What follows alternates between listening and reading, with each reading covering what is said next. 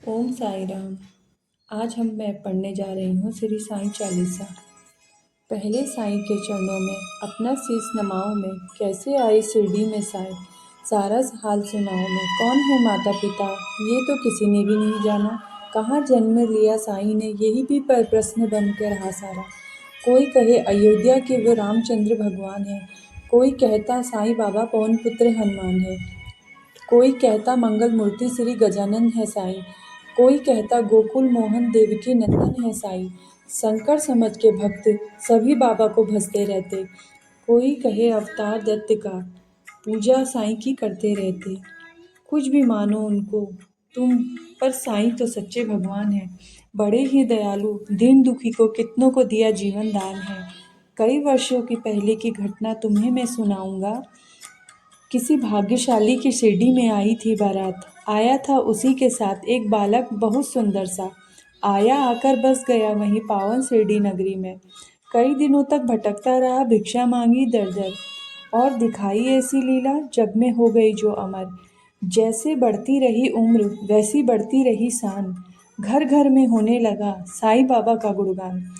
दीन दिगंबर में लगा गूंजने फिर से साईं बाबा का नाम, दीन दुखी की रक्षा करना यही तो था बाबा का काम। बाबा के चरणों में आके जो कहता था मैं निर्धन हूँ, दया उसी पे होती थी, उनकी झोली भर जाती थी। कभी किसी ने मांगी भिक्षा दो बाबा मुझको संतान, एवं वस्तु कह के साईं देते थे तुरंत ही वरदान। स्वयं दुखी हो जाते थे बाबा दीन दुखी का लखार, अंतकरण भी साईं बाबा का जैसा रहा विशाल।